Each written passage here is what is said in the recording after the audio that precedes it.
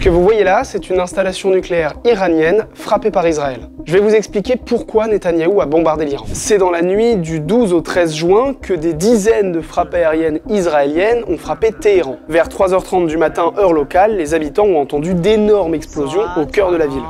Israël a aussi attaqué au moins 6 bases militaires autour de la capitale. D'après le Haaretz, qui cite une source militaire, le Mossad aurait établi clandestinement une base de drones chargée d'explosifs à l'intérieur même de l'Iran, bien avant l'attaque. Ils les ont ensuite activés pour lancer l'opération israélienne. Parmi les sites touchés, il y a celui de Natanz. C'est l'un des 2 principaux centres nucléaires du pays où l'Iran enrichit l'uranium. En fait, depuis des décennies, beaucoup les soupçonnent de vouloir se doter de l'arme nucléaire. Mais de son côté, l'Iran a toujours affirmé que ses activités nucléaires se limitaient à des fins civiles. Seulement, la veille de ces attaques, l'Agence internationale de l'énergie atomique avait déclaré que l'Iran violait ses obligations de non-prolifération nucléaire. Selon l'agence, la République islamique est le seul pays à enrichir de l'uranium au niveau de 60%, ce qui est très élevé. Parce que pour fabriquer une bombe nucléaire, il faut enrichir de l'uranium à 90%. À l'heure où on enregistre cette vidéo, l'état-major de l'armée iranienne a promis une réponse qui n'aura pas de limite. L'armée israélienne a déclaré que l'Iran a lancé plus de 100 drones en direction d'Israël. Et plusieurs ont déjà été interceptés. Vous pouvez suivre l'évolution de la situation en direct sur le site de Libération.